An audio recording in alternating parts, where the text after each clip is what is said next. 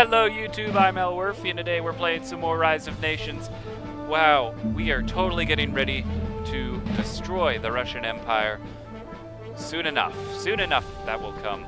Just kind of building up troops. I really decided I wanted to mass up a large amount of soldiers, and as you can see, more troops are of course pushing down.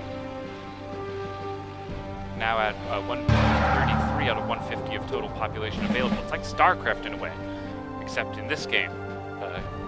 The units feel larger than it actually is, because every 3 individual army soldier models is actually just 1 unit, so it makes it a little interesting to see how massive of grand of scale armies can get. But of course, the airplane's still flying around, checking out the army, and I'm realizing, oh, the enemy doesn't actually have all that much.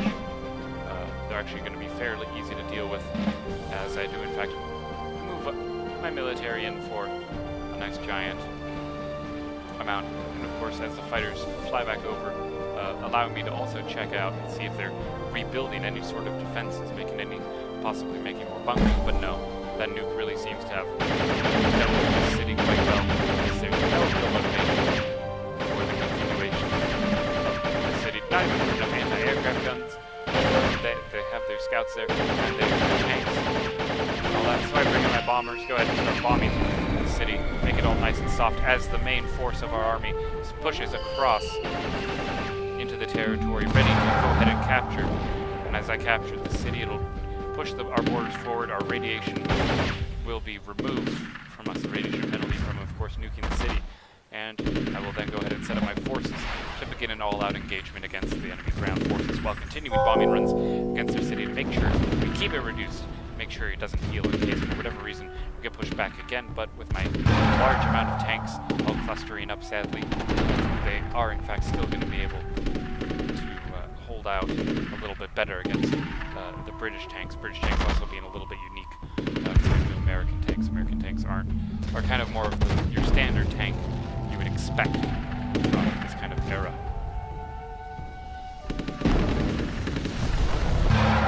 It is quite a bloody battle, in fact, I would say myself. I do think that this war, in a sense, can get a little extreme at times, in part simply just because of the fact that, well, I mean, look at it, we've just taken over an entire city. All is well, but they do have a nuclear silo, and that's not necessarily something we want to allow the Russians to have access to. Look at this wonderful American empire of ours. Just invading other countries, taking their land to be the greatest nation ever. Now, we are still having some trouble with the radiation, so I decided to pull back. And for some reason, they were able to get some infantry behind my lines, so I pretty much retreat them all and retake it. And more troops, in fact, are actually marching across to add additional reinforcements and resupply as I try and take over the city. I want to make it mine permanent. That's the goal, so then the city can start healing. But sadly, they keep bringing in their tanks, and the tanks don't seem to stop coming after us, which is very annoying indeed, especially as we're getting surrounded slowly on all sides. It will be important for us to take out our opponent quickly. In fact, even more of the enemy helicopters are brought in to deal with us for some sort of a virus or a menace, which of course is not the case at all. We're just playing an RTS game that's all about dominating the entire world. How wonderful is that? I'd say it's pretty wonderful. Now I've engaged in a full-on barrage against my opponent's military base, buildings that are inside my borders, the borders that I rightfully ought to own. And I must keep them from producing additional defenses, like that helicopter there that's just shown up. Has decided to try and ruin my day. Of course, I'm taking some pot shots at other military bases as well, but the primary focus still is going to be on taking out these particular factories, barracks. A little bit more Russian resistance tries to push forward with a tank, a couple infantry, but that's certainly not going to do anything against the might of our soldiers. As soon as my men actually decide to focus on it, because I did, of course, order all my men to primarily target getting the building out, because one little tank really isn't going to do too much of a significant damage. especially since we're reaching our population cap, and it now goes down. This city is still under attack. The enemy has brought in heavier tanks to try and deal with us. It's very unfortunate. I don't always like it when tanks try and take over. So we go ahead and decide, hey, you know what? Maybe it's about time I push forward, try and find their capital. Their capital is something I want very badly. Now I can see Moscow come into view, at which point I know that's my new target. Now, of course, in Moscow they do have defenses here, and that radiation is really hurting me significantly, so I pull back what troops I can. The general taking a stroll through my area. I'm not quite sure what they were thinking, but it does take him under it now. This city is assimilated. We now have the ability to build and using buildings for our own infantry, staying inside our border.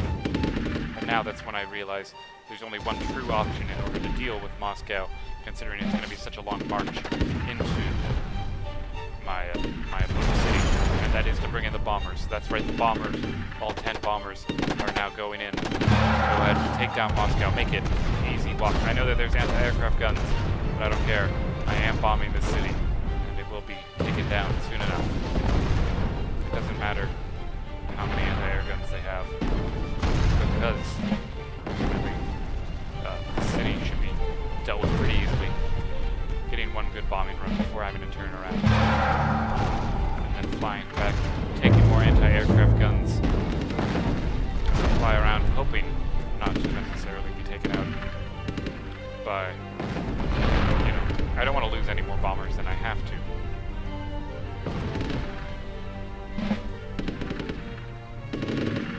Holding out, making sure everything goes smoothly. Trying to cut down what we can.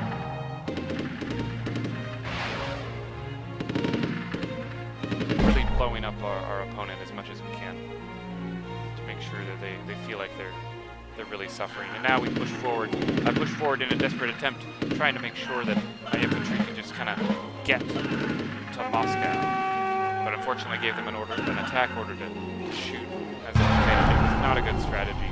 We were not able to successfully deal with that, which means we have to go back and rebuild. Of course, sending in now fighter jets, and I ordered them to be in a defensive pattern to protect against any invading forces. So I have my fighters circling right now over this city, just in case, while it gives me time, in fact, to build up our military and more bombers attacking attacking the Terracotta Army. So that means more anti-aircraft guns do need to go down, because this is a critical part of my empire, being able to get free troops without paying for it. And at that point I decide there's only one real option. It's a nuclear strike of Moscow, directly in their center.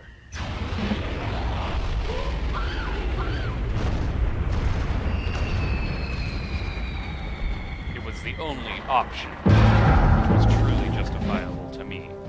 So now with Moscow shattered, there's no real chance that their military is going to be able to defend a city with no buildings to hide behind or maneuver around. It will only be a matter of time before my army is rebuilt and strong enough to take on the power, because we currently don't have enough ground forces to actually deal with such a thing, which is a little sad, but it's what must be done. It's what must be done. So of course my fighters are going to open fire on any enemy units that get too close, but I'm able to push them back. So with Moscow, while it is healing, it certainly will not have the same amount of buildings as it did before, which was the main critical key. As I go ahead and we come over here, check out how big our army is building up. Our army is building up quite nicely, I would say. In fact, so nicely that I would say we're going to possibly dominate the entire planet, if we could. Possibly, hopefully, we dominate the planet. But of course, we can only hope for so long. As more and more, the helicopters seem to be getting a good strike against us, while our fighter jets had to go back to the airbase to refuel. Not to worry. The airplanes are coming in, just flying across. The enemy is actually bringing up some soldiers to try and take out our city, bringing in supply trucks even. Well, we can't stand for that. Hold the line, fighters. Our fighters making lots of gunshots towards those helicopters, even firing down on their ground forces as we wait for, of course, the main army to march in.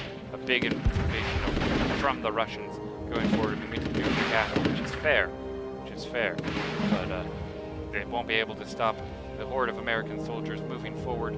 Their tanks, machine guns, all moving in one steady group to hold out against them. They're trying to take back their city. I can't allow that to happen. I won't allow that to happen. So once again, we're going to be moving in, trying to stay within our borders, of course, because the Russian city is growing over here. And I realize that it is a bit of a problem. That is something to take over, possibly. Now you'll notice as you come over here, Moscow is no longer the capital of the Russians, therefore making Moscow completely less valuable to me as the capital is where you need to conquer an empire, because that's how you bring it down. And because of this, I realize that my army is not necessarily going to be able to push all the way to Moscow as it is anyway. My army just simply doesn't have the supplies nor the numbers to really survive the nuclear radiation waste that's going to be left behind from all my nuclear strikes that were heading off against my opponents. So what more can I do than go ahead and obviously wait for the inevitable? I'm going to have to build up. So let's go ahead and head back to the base as we do go to a bit of a standstill. As you can see, more troops building up. I've built more air bases. In the main base, as you can see, we have some more anti-aircraft guns to and people repairing the Terracotta Army. Yet it all appears quiet on the German front. Of course, I'm not necessarily going to just turn my back to the Germans, but I do know now it is time, in fact, for us to invade the city and take it over. Unfortunately for me, the enemy army was very much so right there, ready to hold the line.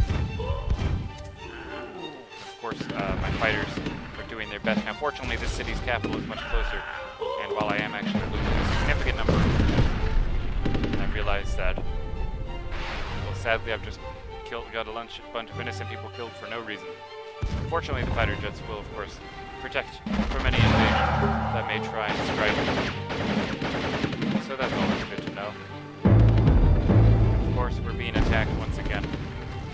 What a very sad time it is, indeed, for me.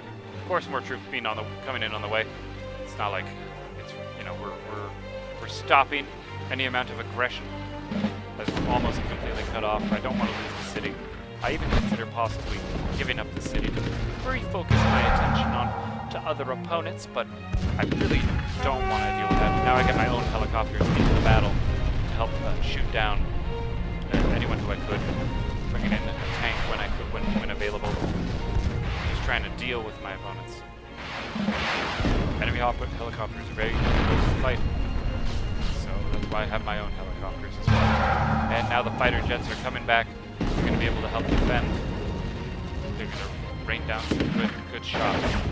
As more fighter jets slowly stream in, tanks roll forward. I'm doing my best to avoid having my tanks become a little bit useless. Because I don't want my tanks to feel like they're not good enough. So, I bring in the army once again. That's right, we're doing it. We are marching into Russia and we are taking them over, damn it. This has to be done. Quite a long campaign dealing with the Russians, especially since the Russians are, in fact, owning 23% of the entire continent, making them the ideal target. Though I'm still unaware of where their capital may happen to be, as I go ahead and march forward and open fire. Just trying to defend my city, keep it from getting reduced.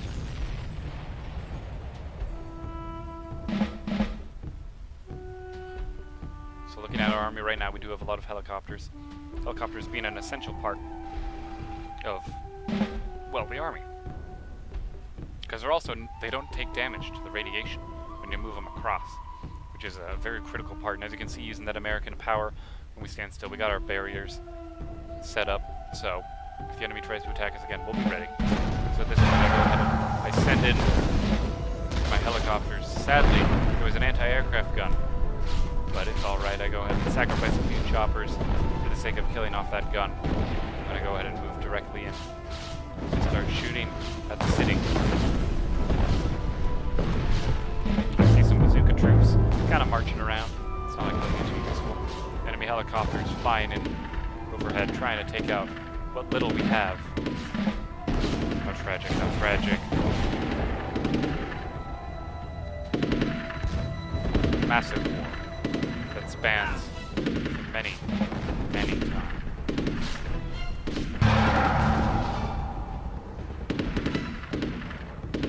Our military is just kind of holding out, trying to protect what we can.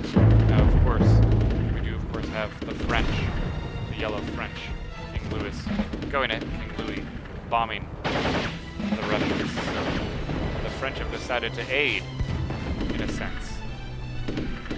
Provide aid for us. And of course, we still hold the line, really healing up the city, trying to wait for those helicopters to bring down the city.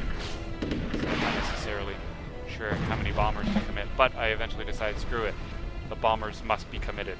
So bombers are now leaving their site to go ahead and bomb them. I even turn my helicopters away to target other things while I bring in my bombers to go ahead and get rid of this city. Very, very much so. All over them. Getting even 2 bombing runs in per plane. Making it a very effective strategy. Now that it's reduced and capturable with infantry, I realize I have to get infantry in there though, of course. So you can't get anyone over there to take the city over, then you're not going to be able to push your borders. Because you can't just walk straight through an enemy's territory to get to their capital without first taking their modern cities. Sorry about that. Anyway, that is in fact actually going to end up closing off the episode for this time, guys. Thank you all so much for watching. As always, I am Elwirfy, and I will see you guys next time.